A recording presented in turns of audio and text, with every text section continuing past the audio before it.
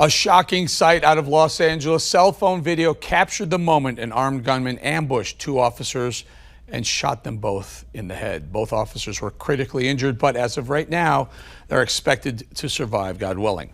I'd like to welcome back former NYPD officer, Baltimore Police Commissioner, and Superintendent of the Maryland State Police, Colonel Ed Norris. Colonel Ed, thank you for joining us again. You know, you look at that video, it's so disturbing. It harkens back to a couple of years ago when Bill de Blasio's New York NYPD, where they were having a problem, but de Blasio wasn't backing the NYPD to the point where a gunman came from, I believe it was Maryland, and went to walked right up to a squad car and shot and killed Wen Jianlu and another officer, point blank, assassinated them. What's happening? Is this a repeat of that time? It's certainly a repeat of that time, and it's not to be unexpected given the temperature of the country right now. You vilified the police for an entire half a year. Leaders of cities, mayors have basically told their police they're allowed to be punching bags and not to enforce the law. With Molotov cocktails thrown at police officers, they've been shot, they've been beaten, and we've done nothing about it. Now you've got this horrific assassination attempt. I don't see people rushing down there. They wait. You know, all these police shootings around the country, political leaders rush to the families of those shot. Who rushed down to see these two officers? Yeah, I don't know. And in fact, I believe if I'm not mistaken, the LA Times, has happened in Los Angeles. The LA Times the next day did not even cover that police shooting on their front page. God forbid something happened the other way, where a cop shoots an unarmed African-American person. That would be all over the front pages of the local newspapers. Walk us through the mentality of cops right now. Are they nervous to engage? Are they nervous to use force? What goes through the decision-making process with use of force? And by the way, if you question yourself, if you're a cop, isn't it deadly, sometimes deadly, if you don't make the decision on the spot?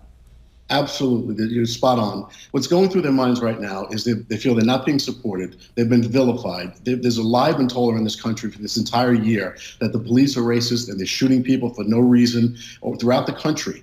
And we've allowed the country to burn. Now they're afraid to get out of the car. They're afraid to put their hands on anybody. And you're right. I think a lot of them are tentative. I talk to police officers every day still, and they're very tentative. They don't want to get involved in anything. And if that's the case, it's an easy way to get killed if you're too slow to react.